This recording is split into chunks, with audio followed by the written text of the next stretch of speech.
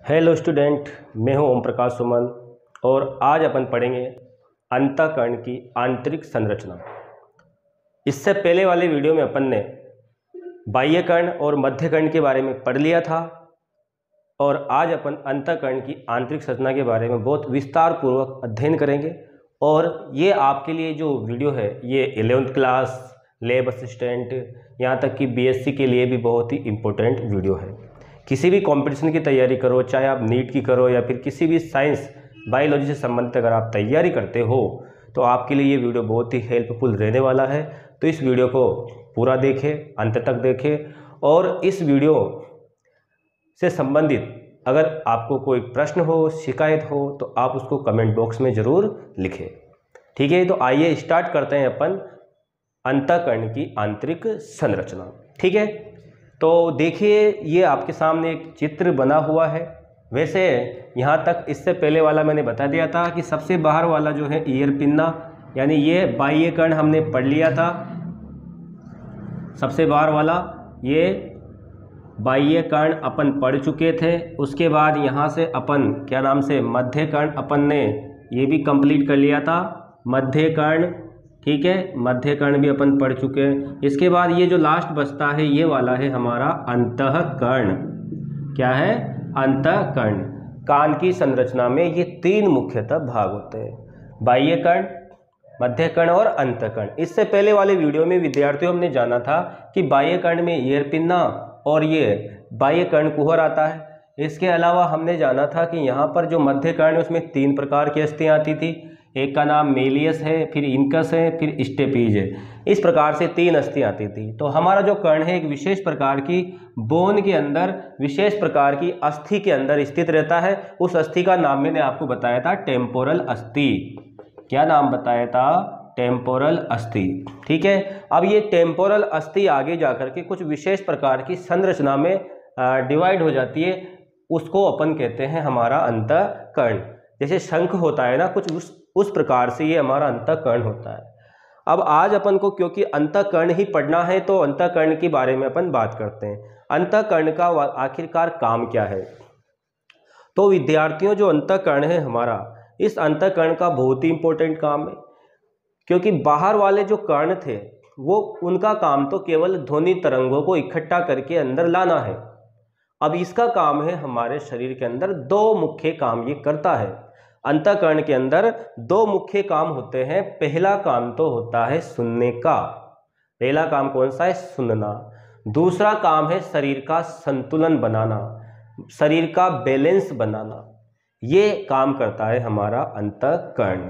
तो सबसे पहले हम जानेंगे कि हमारे अंतःकरण में कौन कौन सी संरचनाएं विद्यमान होती है। तो विद्यार्थियों, हमारा जो अंतःकरण होता है मुख्यतः दो संरचनाओं में बटा होता है। तो हमारा अंतःकरण विशेष तौर पे दो संरचनाओं में बटा होता है। मैं उन संरचनाओं के पहले आपको नाम बता। तो ये जो घुमावदार संरचना आपको नजर आती है, इस घुमावदार संरचना को हम कहते हैं कोक्लिया। इसको क्या कहते हैं? कोक्लिया। यानी जो घुमावदार संरचना है उस घुमावदार संरचना का नाम क्या हो जाएगा? कोक्लिया। इसके अलावा ये जो अस्थियों की बनी जो रचना है ये पूरी ये वाली है, ये संरचना है, इसको हम कहते हैं वेस्टिबुल। क्या कहते हैं? वेस्टिबुल या वेस्टिबुलर सिस्टम कहते हैं बच्चों। क्या कहते हैं? Vestibular system. ठीक है, तो इसको अपन कहते हैं वेस्टिबुलर सिस्टम। तो आपको ये बात समझ में आई होगी कि हमारा अंतःकरण मुख्यतः दो भागों में बटा होता है, कोक्लिया में और वेस्टिबुलर सिस्टम में। अब ये जो कोक्लिया है, जो वेस्टिबुलर सिस्टम है, इनके बारे में अपन बात करते हैं। सबसे पहले तो मैं आपको ये बताना चाहता हूँ कि जो हमारा अंतःकरण है, ठीक है, हमारा जो अंतःकरण है वो आखिरकार मध्यकर्ण से जुड़ता किससे है? तो हमारा जो अंतःकरण है वो दो जगह से हमारे मध्यकर्ण से जुड़ा होता है। पहली जगह है यहाँ पर जो स्टेपीज अस्थि आकर के मिलती है विद्यार्थियों, इस जगह पर होती है एक प्रकार की अंडाकार खिड़की। अब मैं जो आपने पहले पढ़ चुका है उसके मुंह में हटा देता हूँ कुछ समय के लिए, है ना। तो हमको इससे काम है तो इसको अपन यहाँ से हटा देते हैं। तो मैं आपको बता दूं कि हमारा जो मध्यकर्ण है वहाँ पर जो स्टेपीज अस्थि होती है वो आके जुड़ जाती है, ज्वाइंट हो जाती है इस जगह पर। उस जगह को बोलते हैं अंडाकार खिड़की। उसको क्या कहते हैं? अंडाकार खिड़की। आई बात समझ में? उसको हम कहते हैं अंडाकार खिड़की, या फिर इसका दूसरा नाम होता है फेनेस्ट्रा ओवेलिस। फेनेस्ट्रा ओवेलिस, क्या नाम इसका? Fenestra ovalis. यानी कि हमारा जो मध्य कर्ण है वो अंतःकर्ण से जिस जगह पर जाकर के जुड़ता है उस जगह का नाम है फेनेस्ट्रा ओवेलिस। ओके, बात समझ में आ गया आपके? उसको अपन फेनेस्ट्रा ओवेलिस कहते हैं। इसके अलावा जो हमारा अंतःकर्ण है वो कुछ पीछे से कुछ नीचे से एक जगह से जुड़ा होता है, उस जगह को बोलते हैं अपन गोलाकार खिड़की। क्या बोलते हैं? गोलाकार खिड़की। ठीक है, हमारा अंतःकर्ण मध्य कर्ण से जुड़ता है तो उस जगह पे होती है गोलाकार खिड़की। ठीक है, गोलाकार खिड़की जो है उसको अपन बोलते हैं यहाँ पर, एक तो फेनेस्ट्रा ओवेलिस थी और इसका नाम हो जाएगा फेनेस्ट्रा रोटेंडस। Fenestra rotundus. तो विद्यार्थियों मेरी बात को समझना आप यहाँ पर कि जो हमारा अंतःकर्ण जुड़ा होता है किन दो जगह से जुड़ा होता है। पहली जगह का नाम क्या है? Fenestra ovalis. दूसरी जगह का नाम है फेनेस्ट्रा रोटेंडस। ये तो हो गई बात यहाँ पर जुड़ने की। ठीक है, अब हम बात करते हैं यहाँ पर, आगे बढ़ते हैं। तो हमारा सबसे पहला पार्ट है यहाँ पर कि अंतःकर्ण की आंतरिक संरचना। अंतःकर्ण की आंतरिक संरचना में हम जानेंगे कि हमारा अंतःकर्ण जो है अस्थियों का बना हुआ है भाई, है ना। अस्थियों का एक सांचा है, अस्थियों के सांचे से बनी नलिकाओं का बना है। देखो, ट्यूब विद इन ट्यूब, है ना। ये स्ट्रक्चर कैसा है? ये ट्यूब के अंदर ट्यूब है ना। बिल्कुल ट्यूब के अंदर ट्यूब, जैसे शंख में होता है वैसे, है ना। तो ये ट्यूब के अंदर ट्यूब है, जैसे आपका पेन होता है, उस पेन के अंदर आपकी रिफिल होती है ना, उस तरह से होता है। तो उसको समझिए आप लोग। देखो, तो यहाँ पर ये हो गया, है ना। अब अपन बात कर रहे हैं यहाँ पर कि वेस्टिबुलर सिस्टम, कोक्लिया, मतलब पूरा अंतःकर्ण बना काहे के होता है? तो पूरा जो अंतःकर्ण है वो दो प्रकार से होता है। एक प्रकार से इसको हम क्या कहते हैं? तो हमारा अंतःकर्ण है ना, द्रव से भरा हुआ लेब्रिंथ होता है, यानी इसको बोलते हैं द्रव से भरा लेब्रिंथ। यानी अगर अंतःकर्ण की परिभाषा अगर आपसे कोई पूछे तो वो क्या है? द्रव से भरा हुआ लेब्रिंथ। द्रव से भरा हुआ लेब्रिंथ। क्या होता है हमारा अंतःकर्ण? द्रव से भरा हुआ लेब्रिंथ। द्रव से लबालब भरा हुआ लेब्रिंथ। ठीक है, इसको लेब्रिंथ कहते हैं। अगर इसके बारे में हम बात करें यहाँ पर कि ये किस प्रकार से होता है, तो आप ये देखना, यहाँ पर मैंने एक डायग्राम बना रखा है।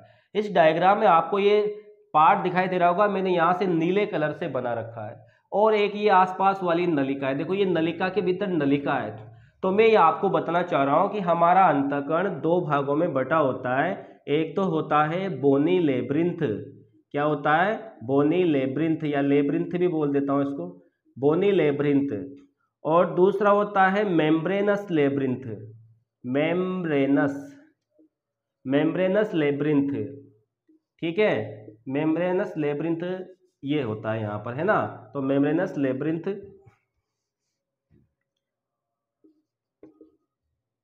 मैं इसको हिंदी में लिख देता हूँ, चलो, मेम्ब्रेनस लेब्रिंथ।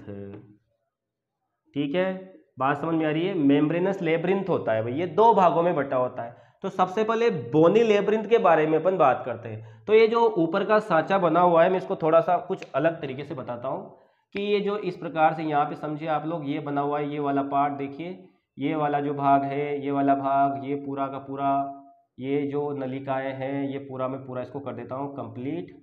ये पूरा आसपास का जो एरिया है, जो अस्थि का बना हुआ है, अस्थि का बना हुआ है, अस्थि का बना हुआ पार्ट है, ये अस्थि का बना हुआ पार्ट, ये यहाँ से यहाँ तक मैं अंदर तक आ जाता हूँ, उसमें पूरे कोक्लिया में घुस जाता हूँ। मैं यहाँ कोक्लिया के अंदर चला गया हूँ।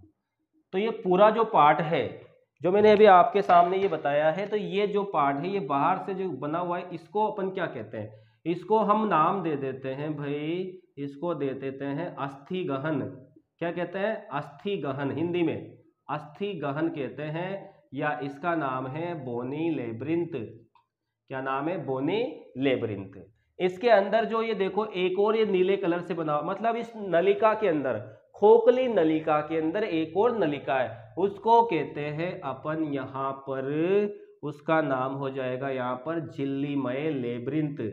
झिल्लीमय लेब्रिंथ, या फिर इसको अपन क्या कहते हैं? झिल्लीमय झिल्ली, अस्थिगहन और कलागहन बोल दो, क्या बोल दो, कलागहन। हिंदी में नाम क्या है बेटा, कलागहन, और इंग्लिश में नाम है इसका मेम्ब्रेनस लेब्रिंथ। ठीक है, बात समझ में आई है ना।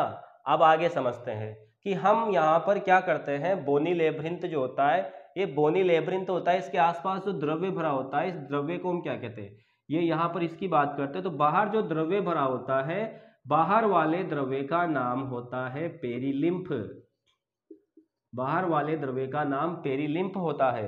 अंदर वाला जो द्रव्य है, ये नीले कलर की जो नलिका है, इस नलिका के अंदर जो द्रव्य भरा हुआ है, उस द्रव्य का नाम होता है एंडोलिम्फ। क्या नाम होता है उसका, एंडोलिम्फ। तो इस प्रकार से हमारा जो अंतःकरण होता है वो इस प्रकार से दो प्रकार की नलिकाओं का बना है। अब आप देखना यहाँ पर हम ऐसा कह सकते हैं यहाँ पर कि अस्थि गहन के अंदर कलागहन पड़ा रहता है।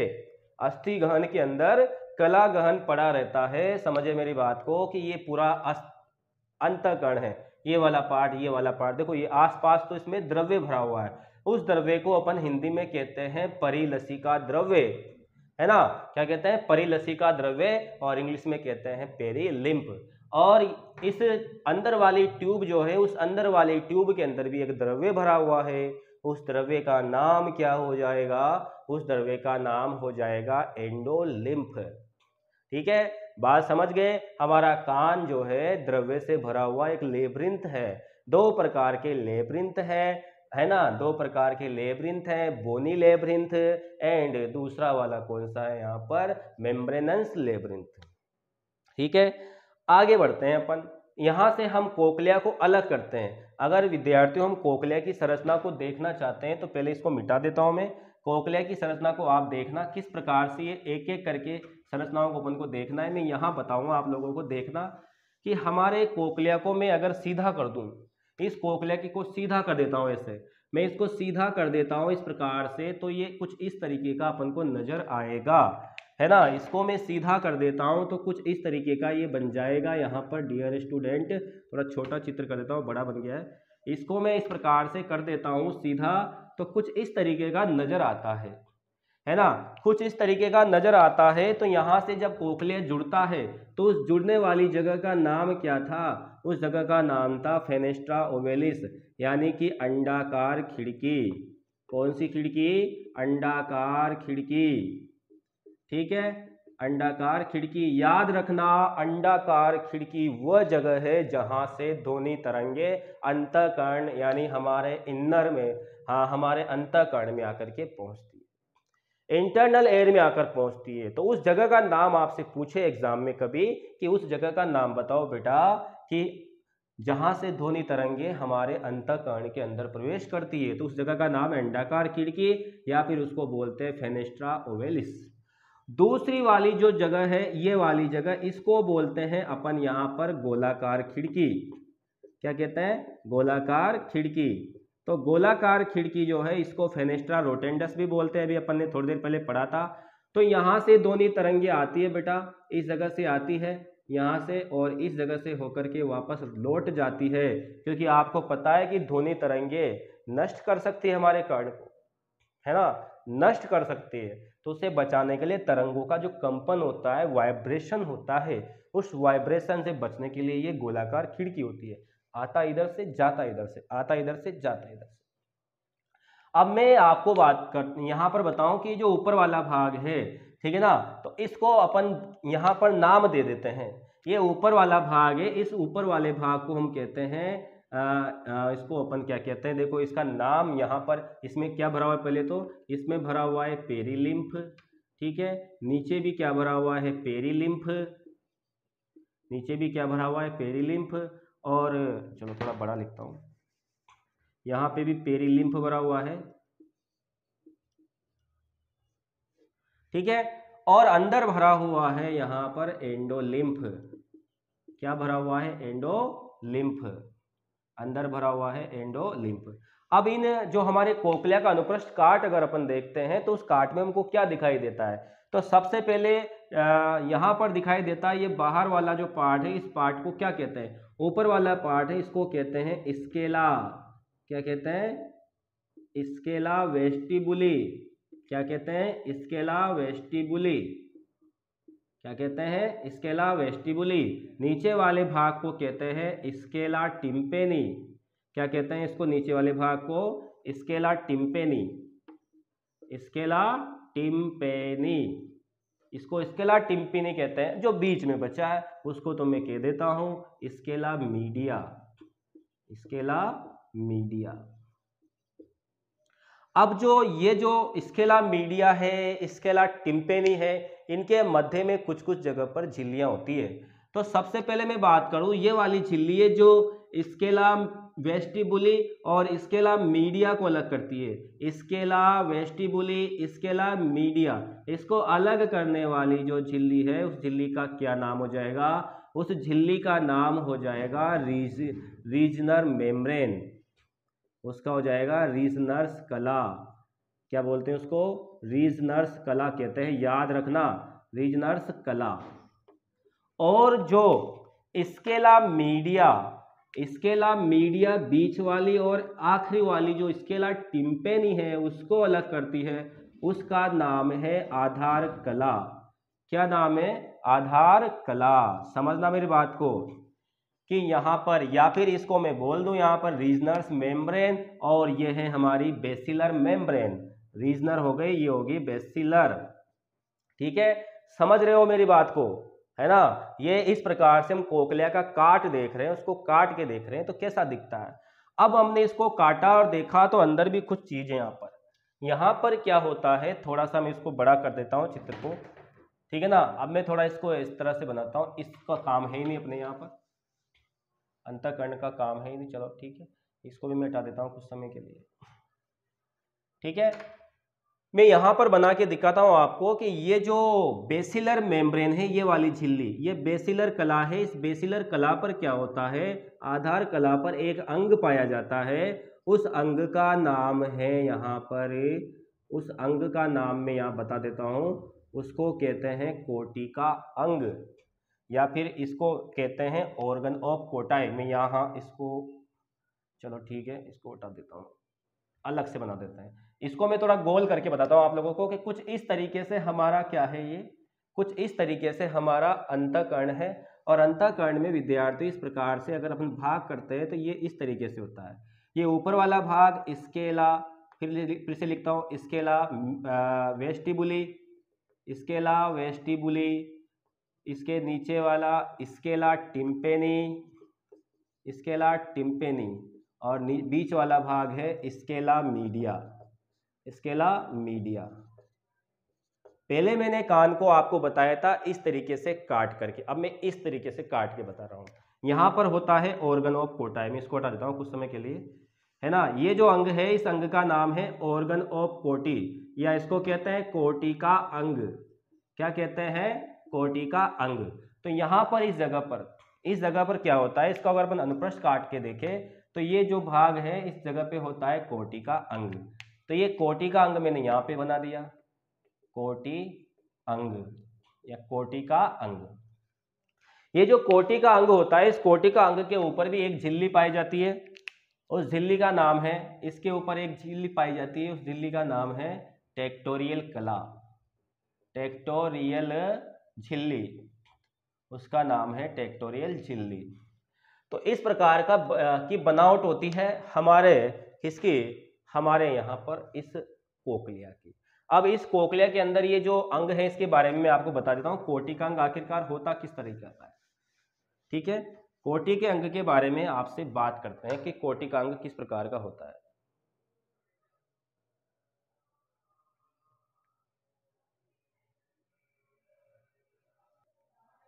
तो देखो यहाँ पर इस प्रकार से अलग करके बता रहा हूँ मैं आपको। ये है हमारी कौन सी झिल्ली? टेक्टोरियल झिल्ली। कौन सी झिल्ली है? टेक्टोरियल कला या टेक्टोरियल झिल्ली। थोड़ा इधर बना देता हूँ मैं, इस प्रकार से टेक्टोरियल झिल्ली है।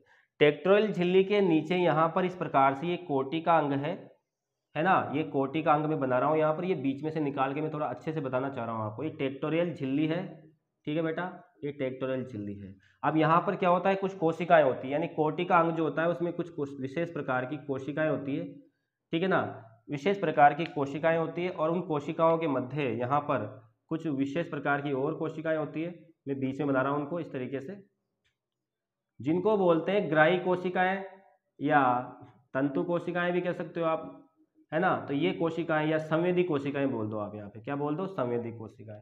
इन संवेदी कोशिकाओं पे क्या मिलते हैं भाई, है ना। यहाँ पर जो कोशिकाएं हैं, इन कोशिकाओं के बारे में अपन बात करते हैं। तो ये जो कोशिकाएं हैं यहाँ पर, ये हैं यहाँ पर, इन कोशिकाओं का नाम है रोम कोशिकाएं। क्या नाम है, रोम कोशिकाएं। हम कोकलिया के अंदर चल रहे हैं, कोकलिया के अंदर बात करें, रोम कोशिकाएं। रोम कोशिकाएं जो हैं, इन रोम कोशिकाओं के साथ साथ में कुछ और कोशिकाएं जिसको सहारा प्रदान करती है, सहारा प्रदान करती है, उनको अवलंबन कोशिका भी कह सकते हैं, या उसको अपन हैंसन की कोशिकाएं भी कहते हैं। क्या कहते हैं, हैंसन की कोशिकाएं, हैंसन की कोशिकाएं। साथ में यहाँ पर कुछ कोशिकाएं और मिलती है, ठीक है ना, कुछ कोशिकाएं और मिलती है जिनको हम यहाँ बीच में छोटी छोटी कोशिकाएं होती है, मैंने बनाई नहीं इस प्रकार से, कुछ बीच बीच में छोटी छोटी कोशिकाएं, उनको बोलते हैं डीटर की कोशिकाएं, डीटर सेल। डीटर सेल्स भी यहाँ पर पाई जाती है। अब इनके काम वगैरह तो आप छोड़ो कुछ समय के लिए।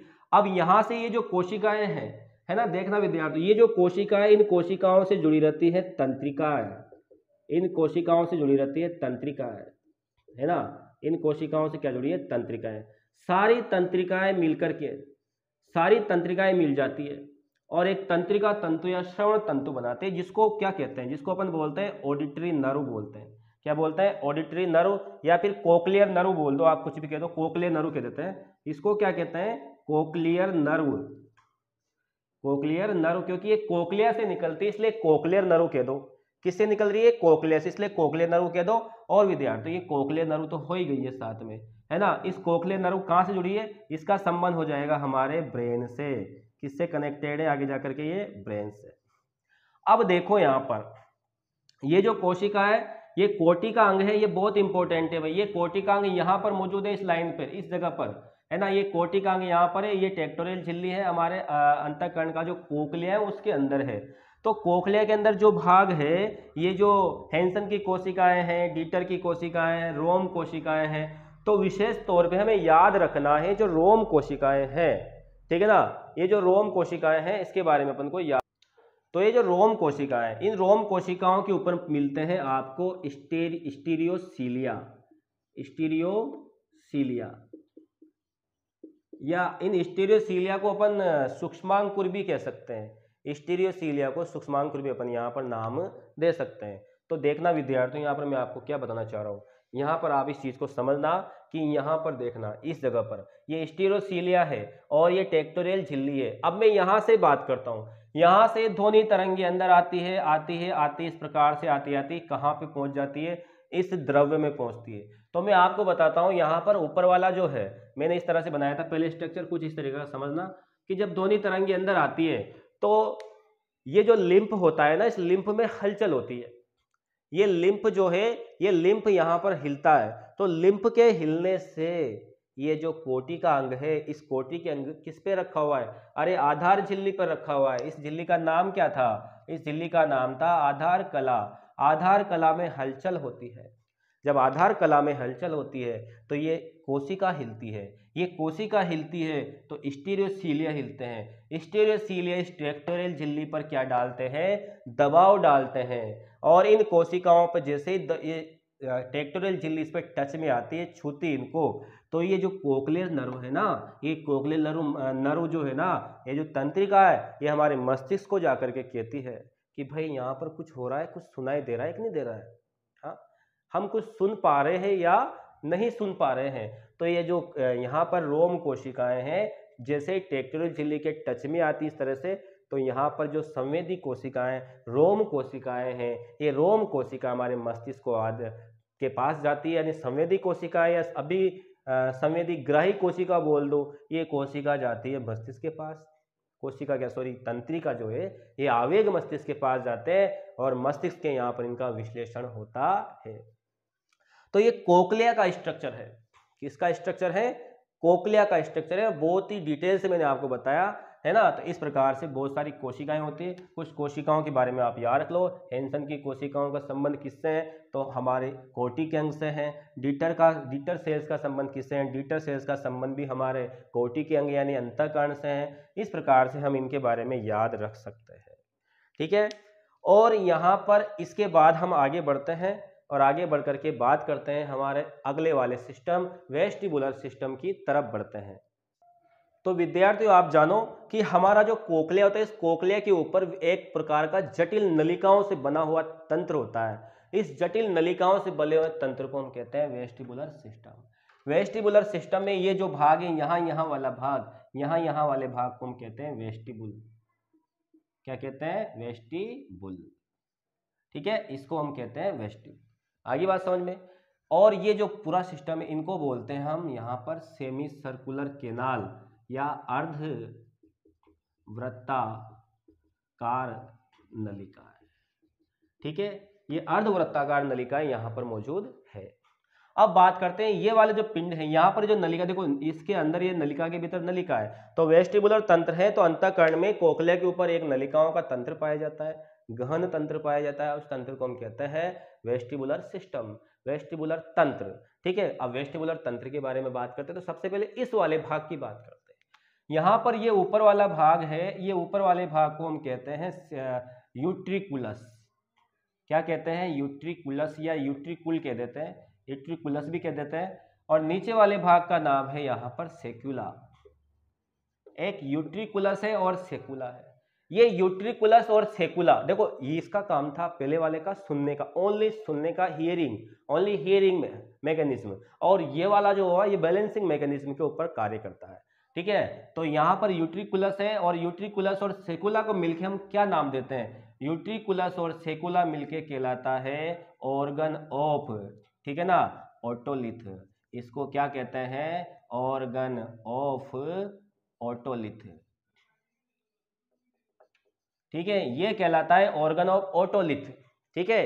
ये ऑर्गन ऑफ ओटोलिथ कहलाता है। इसका काम है बैलेंस बनाने का, ठीक है। जब हम चुपचाप सीधे खड़े हुए हैं, हमारी गर्दन इधर उधर नहीं हिल रही है, तो हमारे बॉडी का बैलेंस कौन बनाएगा, तो हमारे बॉडी का बैलेंस, स्टैटिक बैलेंस, सीधा खड़ा रहना जो बनाता है वो बनाता है कौन भाई, यूट्रिकुलस और सेकुला। ये ऐसा कैसे कर पाता है, यूट्रिकुलस और सेकुला ऐसा कैसे कर पाता है, तो आइए देखते हैं इसका स्ट्रक्चर अंदर से। तो डियर स्टूडेंट, ये है यहाँ पर यूट्रिकुलस और सेकुलस दोनों की मैं बात करता हूँ। यहाँ पर एक पिंड होता है, यहाँ पर एक पिंड होता है, मैं यहाँ बना देता हूँ। यहाँ पर एक पिंड होता है डियर स्टूडेंट, उस पिंड का नाम आपको याद रखना है। उस पिंड को कहते हैं मैकुला। क्या कहते हैं, मैकुला, ठीक है। उस पिंड का नाम मैकुला है, ठीक है। इस मैकुला के ऊपर, ठीक है स्टूडेंट, ये जो मैकुला है, इस मैकुला के ऊपर क्या होता है, ये जो मैकुला बना हुआ है यहाँ पर, इस मैकुला के ऊपर क्या होता है, इस मैकुला के ऊपर होती है एक झिल्ली। उस झिल्ली को कहते हैं ओटोलिथ झिल्ली। उस झिल्ली को कहते हैं ओटोलिथ झिल्ली। क्या कहते हैं, ओटोलिथ झिल्ली, ठीक है। उसको हमने ओटोलिथ झिल्ली कह दिया। इस ओटोलिथ झिल्ली में क्या खास बात है, इस ओटोलिथ झिल्ली में पड़े होते हैं बेटा कैल्शियम कार्बोनेट के क्रिस्टल, CaCO3 के क्रिस्टल, ठीक है। इसमें पड़े होते हैं कैल्शियम कार्बोनेट के क्रिस्टल इस झिल्ली में। अब आप देखोगे कि यहाँ क्या है, यहाँ भी वही बात है जो पहले थी। तो क्या बात थी, देखो यहाँ पर इस वाले पार्ट में, इस वाले पार्ट में, ये वाला भाग में बना रहा हूँ, यहाँ पर होती है वही कोशिकाएं, फिर से वही कोशिकाएं, रोम कोशिकाएं यहाँ पर होती है। और रोम कोशिकाओं के ऊपर ही होते हैं स्टेरोसीलिया।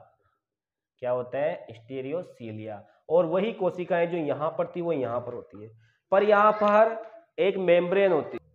तो यहाँ पर क्या है, इस प्रकार से ये कोशिकाएं हैं। इन कोशिकाओं का वही नाम है जो पहले था। ये जो कोशिकाएं ये वही है, इनको यही नाम देंगे रोम कोशिकाएं। यहाँ पर भी रोम कोशिकाएं होती है, पर यहाँ पर इन रोम कोशिकाओं का काम है बैलेंस से संबंधित, हमारे बॉडी का बैलेंस बनाने से संबंधित इनका काम यहाँ पर है। तो ये जो पूरा सेकुला, यहाँ पर सेकुला और यूट्रिकुलस है, ये दोनों ही है, सेकुलस और यूट्रिकुलस। सेकुलस और यूट्रिकुलस से ठीक है ना, हमारे शरीर का स्टैटिक बैलेंस यानी हम स्थिर कैसे खड़े होते हैं जब हमारी गर्दन हिल नहीं, चुपचाप खड़े हुए हैं, तो उसको बैलेंस बनाने के लिए कौन सा अंग काम करता है, अंतःकरण का कौन सा भाग काम करता है, organ of otolith, organ of otolith, क्या नाम है इसका, ऑर्गन ऑफ ओटोलिथ कहते हैं। ठीक है, ऑर्गन ऑफ ओटोलिथ का काम है हमारे शरीर का स्टैटिक बैलेंस बनाना। ठीक है, तो इस प्रकार से ये जो हमारी क्या है यहाँ पर ये स्थिति है, तो इसको बोलते हैं ऑर्गन ऑफ ओटोलिथ कहते हैं, और ये हमारे बॉडी का स्टैटिक बैलेंस बनाने का काम करता है। अब इस यूट्रिकुलस भाग से कुछ नलिकाएं निकल रही, देखो आप, ये कुछ अर्धवृत्ताकार नलिकाएं निकलती है। इन नलिकाएं जो होती है ये हमारे बॉडी का गतिक बैलेंस बनाने का काम, जब हम भाग रहे दौड़ रहे होते हैं तो उस टाइम पे ये गतिक बैलेंस बनाने का, डायनेमिक मोशन जो होता है उसके लिए जिम्मेदार होते हैं। तो ये कुछ इस तरह से होती है, ये नलिकाएं जो है इस तरह से होती है 90 डिग्री के कोण। एक नलिका यूं होती है, एक नलिका यूं होती है हेडफोन लगाते जैसे, और एक नलिका पीछे से यूं होती है ऐसे ऐसे। तो जब हमारा बैलेंस इस तरह से होता है तो पूरा द्रव इधर आ जाता है आगे खिसक करके, जब पीछे होते तो पूरा द्रव पीछे चल जाता है। जब यूं होते हैं तो इस वाली नलिका काम करती है, यूं होते हैं, यूं होते हैं तो इस वाली नलिका काम, जब यूं घुमाते हैं तो एक इस प्रकार की ये आड़ी वाली नलिका काम करती है। तो 3 नलिकाएं होती है, और ये नलिकाएं किसमें डूबी रहती है, ये नलिकाएं भी हमारी जो नलिकाएं हैं यहाँ पर ये भी पेरिलिम्फ में डूबी रहती है। किसमें डूबी रहती है, पेरिलिम्फ में डूबी रहती है। और इसके अंदर जो अंदर नलिका के अंदर जो नलिका है, इस नलिका में भरा हुआ है एंडोलिम्फ, एंडोलिम्फ। और ये नलिकाएं जो, इन नलिकाओं का जो फूला हुआ भाग है ना, इन नलिकाओं का जो फूला हुआ भाग है उस फूले हुए भाग को हम कहते हैं एम्पुला, सॉरी ये नलिकाओं का जो भाग है ये वाला भाग जिसको कहते हैं एम्पुला, क्या कहते हैं उसको, एम्पुला कहते हैं। अब एक नलिका को मैं थोड़ा सा यहाँ बना देता हूँ आपके सामने कि ये नलिकाएं कुछ इस तरह से होती है। ये नलिकाओं को मैं इस तरह से बना के बताऊं एक नलिका को आपको, तो ये फूला हुआ भाग है इसको बोलते हैं एम्पुला, क्या बोलते हैं, एम्पुला। इसके अंदर ये एक और नलिका है भाई, सॉरी इसके अंदर क्या है, ये एक और नलिका बनी हुई है, ये नलिका, ठीक है, इसके अंदर ये नलिका बनी हुई है, इस नलिका के अंदर एंडोलिम्फ भरा हुआ है, और नलिका भी आगे जाकर के कुछ इस तरह से एक संवेदी क्षेत्र होते हैं या पिंड बनाती है। इस पिंड का नाम क्या है, इस पिंड का नाम है क्रिस्टा, इसका नाम है क्रिस्टा एम्पुलेरिस, क्रिस्टा एम्पुलेरिस। ठीक है, ये क्रिस्टा एम्पुलेरिस है, ये क्रिस्टा एम्पुलेरिस हमारे डायनेमिक बैलेंस को कंट्रोल करता है। यहाँ पर भी ये होता है, यहाँ पर भी जो पहले मैंने बताया था कि इस वाले पिंड में भी कुछ संवेदी रोम कोशिकाएं होती है, यहीं ऊपर झिल्ली होती है, उस झिल्ली में हलचल होती है, और उस प्रकार से हम हमारा बैलेंस बना पाते हैं। तो ये बैलेंस बनाने के लिए क्या होती है, जिम्मेदार होती है। ठीक है, तो आपको याद रखना क्रिस्टा और मैकुला, देखो यहाँ पर होता है, यहाँ पर होता है मैकुला, यहाँ पर भी होता है भाई, यहाँ पर क्या है मैकुला, यहाँ 2 होते हैं ऊपर वाले में, यहाँ पर क्या है ये मैकुला, और यहां पर है हमारा क्रिस्टा। मैकुला और जो क्रिस्टा है ये दोनों काम क्या करते हैं, मैकुला और क्रिस्टा जो होता है ये काम करते हैं हमारे गतिक बैलेंस का, गति का यानी बैलेंस बनाने का काम करते हैं। जो 2 है वो खड़ा रहना सिखाते हैं, जो 2 है वो दौड़ते समय खड़ा रहना सिखाते हैं। इस प्रकार की मूवमेंट हो जाए, इस प्रकार की मूवमेंट हो जाए, किसी भी प्रकार की मूवमेंट हो जाए, उस मूवमेंट के लिए क्या है ये जिम्मेदार होते हैं। तो प्रिय विद्यार्थियों, मुझे जहाँ तक उम्मीद है कि आप लोगों को समझ में आया होगा। देखो नलिकाओं की बात करें तो नलिकाएं ऐसे 3 होती है, 1 2 और 3, ये कण में एक इधर एक इधर। प्रश्न पूछा जाए तो 6 होती है पेपर में, है ना। तो मैंने पहले बताया आपको कि नलिका के भीतर नलिका अस्थियों से बना हुआ जो भाग है उसमें पेरिलिम्फ भरा है, उसमें और नलिकाएं पड़ी हुई है, उन नलिकाओं को क्या कहते हैं अपन, सेमी सर्कुलर डक्ट कहते हैं। ठीक है, तो उम्मीद है आप लोगों को ये वीडियो पसंद आया होगा, और ये वीडियो अगर आपको अच्छा लगे तो इसको जरूर शेयर करें, क्योंकि ऐसी जानकारी आपको कहीं पर भी नहीं मिलेगी। ठीक है, नमस्ते।